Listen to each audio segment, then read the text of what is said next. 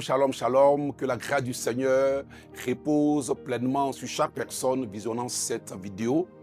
Grande est ma joie d'être encore avec vous. Je suis le prophète Parfait Begré. Nous allons traiter un thème important. Dieu, donne-moi un signe. Comprenez que le plus souvent, lorsque nous demandons un signe à Dieu, c'est un cri qui exprime une recherche de direction divine, de réconfort, de confirmation dans un moment de doute.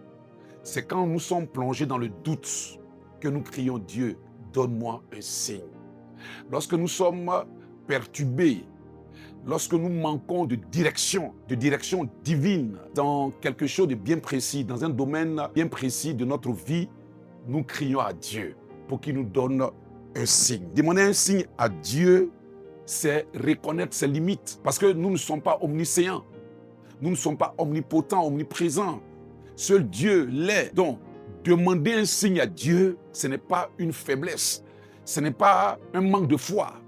Ce n'est pas une sécheresse spirituelle que nous manifestons. Non, c'est reconnaître que nous sommes limités. Quand Dieu, bien au contraire, te voit en train de dire, Seigneur, donne-moi un signe. Seigneur, je suis rempli de doutes, donne-moi un signe. Mais Dieu est dans la joie. Parce que tu es en train de présenter à Dieu tes limites. Tu es en train de dire à Dieu, je ne sais pas ce qu'il y a derrière la scène de ma vie. Je ne sais pas ce qui arrivera à ma vie en 2026, ou même dans un mois, ou même dans une semaine, je ne sais pas. Seigneur, donne-moi un signe. Alors, il ne faut pas s'attendre à des choses spectaculaires lorsque tu demandes un signe. Et ce qui, le plus souvent, nous entraîne à passer à côté de la réponse de Dieu lorsque nous demandons à Dieu un signe. Parce qu'on s'entend à des choses spectaculaires, à des choses qui frappent à l'œil. Mais Dieu dit à Samuel, il dit, ne regarde pas à son apparence.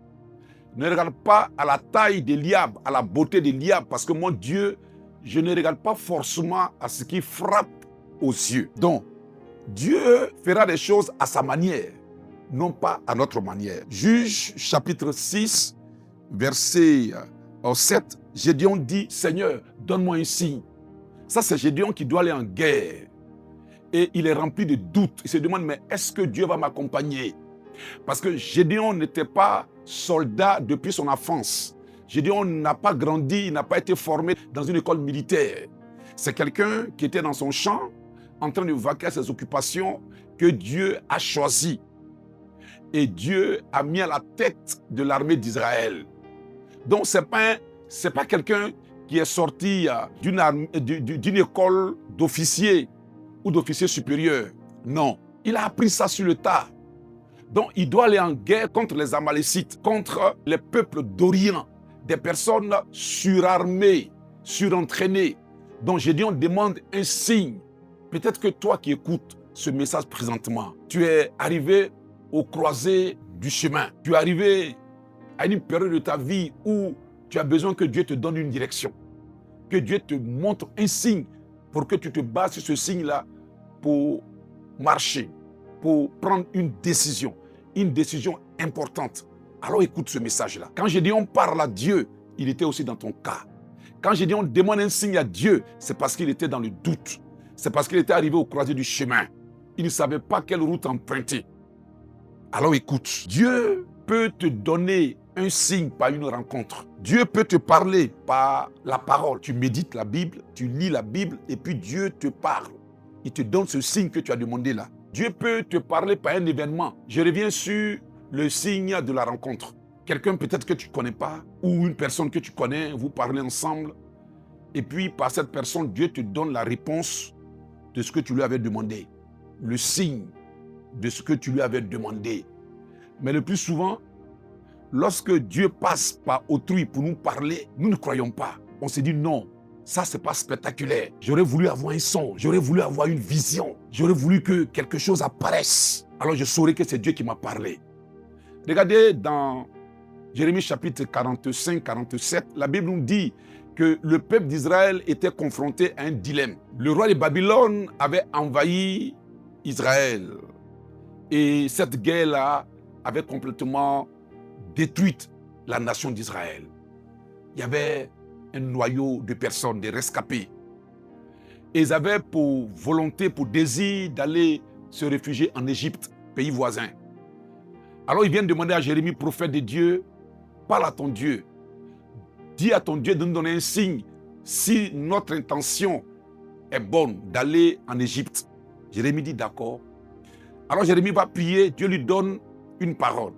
Dieu dit, dis à ce peuple-là de ne pas descendre en Égypte, mais plutôt de rester en Israël. Le signe, c'est que toutes les plantations détruites, les puits fermés par Babylone, par l'armée babylonienne, en un temps record, ce qui a été détruit sera rebâti. Ça, c'était le signe. Mais comme ce signe-là venait de Jérémie, ils n'ont pas considéré cela. Ils n'ont pas pris ça en compte. Que ce ne soit pas ton cas.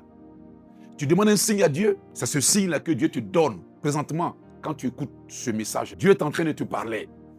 Ne t'attends pas à dormir et avoir une vision, une grande vision comme Daniel. Des anges qui descendent, quelque chose de spectaculaire. Non, Dieu n'est pas très souvent dans le bling-bling. Dieu te parlera par une parole. Dieu te parlera par un événement. Crée les événements, les concours de circonstances, il te parlera.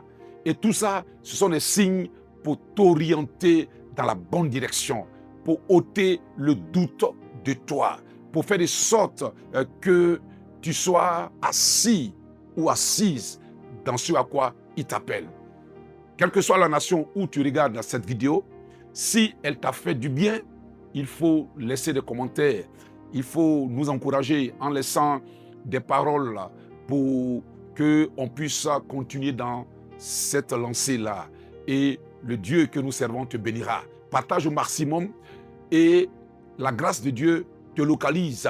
Et je prie maintenant pour toi qui depuis longtemps demande un signe à Dieu pour te décider.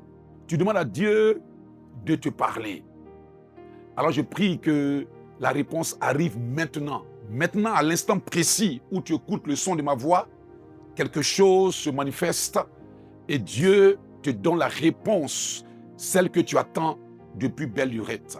Reçois la grâce, reçois la bénédiction au nom de Jésus-Christ.